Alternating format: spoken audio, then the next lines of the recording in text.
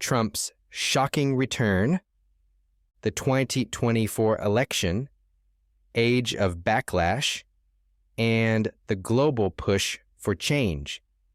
Hello, and welcome back to English with Billy, the podcast where we learn English through stories and interesting topics. My name is Billy, and I'm here to help you improve your English while we explore different ideas. Think of me as a good friend, talking to you, guiding you through complicated subjects, and helping you to understand the world in a clearer, simpler way. Today, I want to talk about something very important in recent history, something that changed American politics and maybe even the world. We are going to talk about the 2024 United States presidential election, the return of Donald Trump as the 47th president, and what it all means. Now, this is a complex topic. We'll be talking about politics, economics, global affairs, and how people around the world react to big changes. Don't worry if you don't understand every single word. Just relax and follow the story. I will speak slowly, explain ideas, and try to make it all feel like a conversation between friends. Let's begin.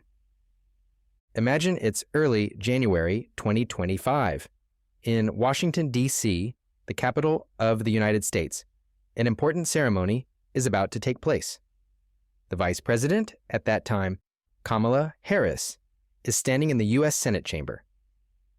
Her job on January 6, 2025, is to officially certify the results of the presidential election. This is a formal process in America. Usually, the vice president announces the winner, and everyone moves forward. But this time, it feels very dramatic. Vice President Harris announces that Donald Trump will be the nation's 47th president. It's a surprising moment because she just lost to him. She ran for president in 2024, hoping to continue the work of the Democratic Party, to continue after Joe Biden, but instead she must now confirm that Trump, who had been president once before, lost the White House, and now won it back, is returning to office. This is extremely rare. The only other time something like this happened in U.S. history was with Grover Cleveland in the late 19th century, who served as the 22nd and 24th president. So now Trump has made history in a very unusual way. Many people have already spoken about this election. Politicians, experts, and ordinary citizens. People have argued on TV, on the internet, and in the newspapers. Perhaps you feel tired of hearing about American politics. Maybe you think, ugh, again with the elections. But today I want to share a different perspective. Instead of loud arguments and bloviating, which means talking a lot without much meaning, I want to turn to someone thoughtful, Fareed Zakaria. He is a political analyst, a columnist for the Washington Post, and an immigrant who studied political science. He has a wide understanding of history, economics, and global trends. Listening to him can give us a calm, intelligent view of what happened and why. Zakaria thinks that what we are seeing in the 2024 election is not just a random surprise, not just a spasm or a one-time event. He believes we are living in a new historical period, a period of backlash. Backlash means a strong negative reaction to changes that happened before. Over the last several decades, the world became more globalized. Countries traded more with each other. Technology connected people across oceans instantly, and in many places, immigration increased, bringing people of different cultures together. Many economists and politicians believed people would slowly get used to these changes, that maybe people would be unhappy at first, but then accept the new world. Instead, many societies did not simply accept it. they voted again and again to reject the openness of the global era. In the United States, the United Kingdom, France, Japan, Austria, and even Canada, possibly in the near future, voters are removing the people in power and demanding something else. Sometimes they vote for leaders who promise to close borders, limit trade, and return to the way things used to be. So the election of 2024, where Donald Trump returned to power, fits into this bigger global pattern. It shows us that people are not just upset for a short time. They are changing their political choices in a deeper, long-term way. Fareed Zakaria calls this the age of revolutions, times when societies react strongly to economic and cultural changes. Think about how the world used to have many rich factory towns in the mid-20th century. Back then, a worker on a production line making cars or steel could earn a good salary, buy a house, and achieve a comfortable life. But as the economy changed and as service jobs became more important than manufacturing, it left many workers feeling left behind. Technology and global competition meant that workers without a college education had fewer chances to find well-paid jobs. Meanwhile, people with college degrees, lawyers, accountants, software developers, thrived in this new environment. This created a clear division. The knowledge economy winners, often living in big cities, doing well, feeling comfortable with cultural changes, and valuing openness. And those in smaller towns, less educated, feeling their traditional way of life slipping away, feeling culturally and economically insecure. Instead of feeling grateful for government help, these voters often turn to leaders who promise to close the borders, reduce immigration, slow down social changes, and bring back a sense of order. Many of these voters supported Donald Trump in 2024. Now, let's talk about the specifics of the 2024 election. Although Donald Trump won, the results were close in some places. If about 175,000 votes had been different in a few key states, Kamala Harris might have won the presidency, even if Trump got more votes overall. But Trump did come out on top.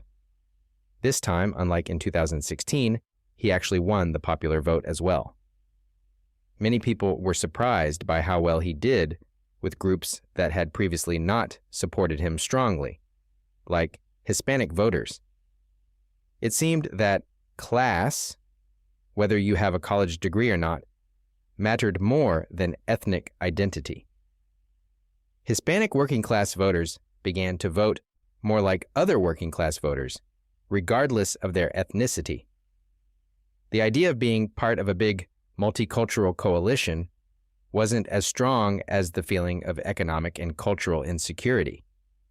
Republicans celebrated this change. Conservative commentators said that the old Republican Party of the past, the party of rich business owners and professionals, was gone. Now, they said, it's a working-class party. Democrats, on the other hand, faced a big question. They had tried to help working-class communities by passing big laws to rebuild roads, factories, and other infrastructure, sending money to areas that voted Republican. Yet it didn't earn them more votes. The cultural issues, immigration, identity, fear of losing traditional values, seemed more powerful than financial help. This might feel strange. Some people say, why would working-class people vote against the party that tries to help them economically? But Fareed Zakaria points out that people don't always vote based on their economic interests. Culture, identity, and a sense of comfort in one's own world can matter more. On the other hand, wealthier liberals vote for Democrats, even though they might pay more taxes. They do it because of their cultural values, not just to save money. Both sides, in different ways, follow their hearts more than their wallets. Let's think about the key issues: inflation and immigration. In 2024, inflation was a big worry. Even though inflation had started to go down, people still felt the pain of higher prices. They remembered paying more for food, gas, and housing. It's hard for voters to feel grateful that inflation is improving if they still feel financially insecure. But the biggest, hottest issue was immigration. In American politics, immigration often becomes a symbol for all the changes people feel. Maybe global trade is too big and abstract to see. Information technology changes the job market in invisible ways. But immigration is visible. You can see new people in your community, people speaking different languages, following different traditions. Some Americans said, "This doesn't feel like the country I grew up in." Others said, "We need immigrants for our economy and diversity." But many working-class voters felt uncomfortable. Even first-generation immigrants who waited in line legally might feel angry when they see others crossing borders without proper documents and staying for years. Trump understood this. He promised to be tough on immigration, close the borders, fix the system, stop what he called chaos. Democrats struggled with this issue, even though President Biden tried to solve the immigration problems. It took a long time, and voters felt it was too late. Trump painted a picture of a country out of control at its borders, and that image stuck. So now, here we are. Donald Trump is the 47th President of the United States.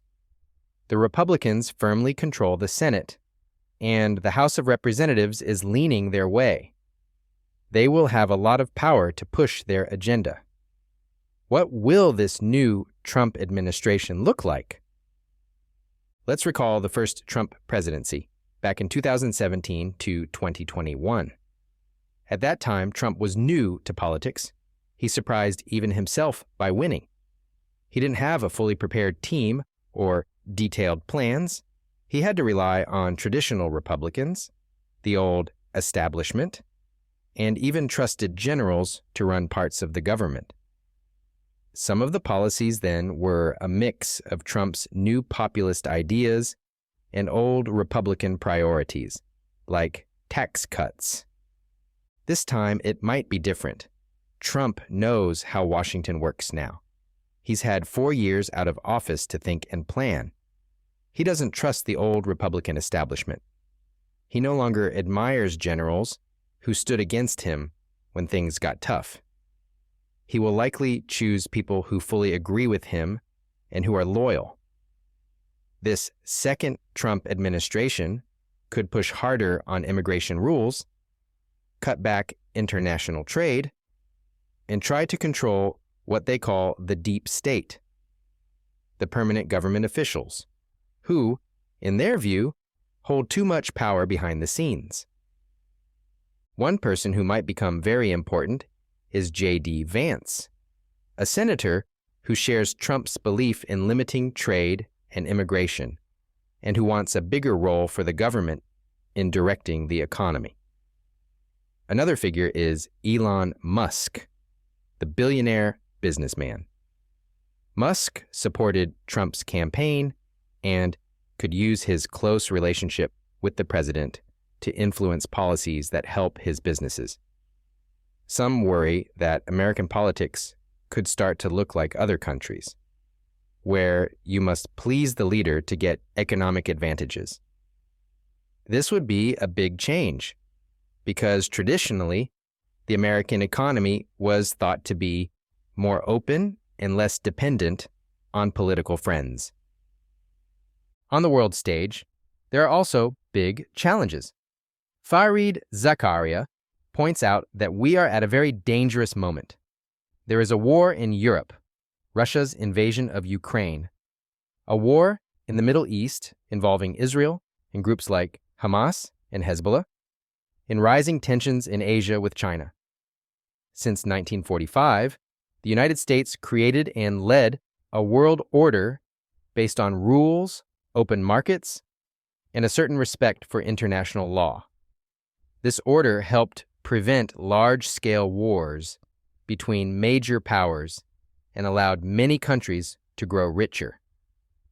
But Trump has always been skeptical of this world order. He thinks allies like the Europeans and the Japanese are free riders, not paying their share. He thinks the U.S. has lost too much by helping others. If Trump steps back from international leadership, what happens next? Russia wants to rewrite the rules in Europe. Iran tries to reshape the Middle East. China wants to become the dominant power in Asia. Without the U.S. strongly upholding the system, could we return to a world like the 19th century, where countries fought more often and took land by force? In Europe, Trump might push Ukraine to accept a peace deal that favors Russia. This would stop the war quickly, but reward Russia for aggression. That sets a bad example. It says countries can attack neighbors and then keep what they conquered. In the Middle East, Trump strongly supports Israel's right-wing government under Prime Minister Benjamin Netanyahu. Since Biden and Trump both supported Israel, there may not be a big change there, but Trump might give Israel even more freedom to act as it pleases. Iran, struggling under U.S. sanctions, might try to test Trump's willingness to use force. Trump talks about maximum pressure on Iran. But what does that really mean? China is interesting. Even though Trump talks tough about China, he might be open to making deals. He likes personal relationships and big negotiations. And if Elon Musk or other business leaders ask for good relations with China because they want to sell products there, Trump might be more flexible. In this strange new world, American foreign policy might be less predictable and more personal. All of this sounds serious and maybe a bit scary. Some Americans, especially those who do not support Trump, say, "I should leave the country. Let's go to Canada or Europe." But democracy means accepting that sometimes your side loses. It means believing in the system enough to keep working within it. America is a place of strong institutions, vibrant cities, a dynamic economy, and many opportunities. It's worth protecting. Think about that old contest where someone wrote a new motto for the United States in 6 words. Our worst critics prefer to stay. That means that even those who criticize America strongly usually still do not leave because they know the country has something special, something worth fighting for. So, what do we have at the end of all this? Donald Trump, once defeated, has come back as the 47th president. The world is seeing a bigger pattern. Voters pushing back against economic and cultural openness. New political coalitions form around working-class voters who prefer closed borders and traditions over economic policies offered by the Democrats. America faces challenges on immigration, inflation, and a sense of cultural nostalgia. On the world stage, the old order is threatened by ambitious powers like Russia, Iran, and China. The U.S. might step back, or it might reshape the global rules in unpredictable ways. Despite all the change, democracy and engagement remain important. We have talked about many complicated topics today: elections, globalization, identity, foreign policy, and the nature of democracy. If you found it difficult, that's normal. These are hard questions, even for native English speakers. The important thing is that you tried to understand and learned some new words and ideas. If you find some parts confusing, you can listen again, check a dictionary, or just move on. Over time, your English will improve, and you'll feel more comfortable with these subjects. I'm Billy, and this was English with Billy. Thank you for joining me for this long and detailed exploration of America's surprising new presidency and the world's reaction to it. Remember, learning a language is not just about grammar and vocabulary. It's also about understanding the world, connecting ideas, and becoming confident in expressing your thoughts. Until our next episode, take care, stay curious, and remember that every day you listen and read in English, you become a stronger, more skilled language learner. Goodbye, and see you next time.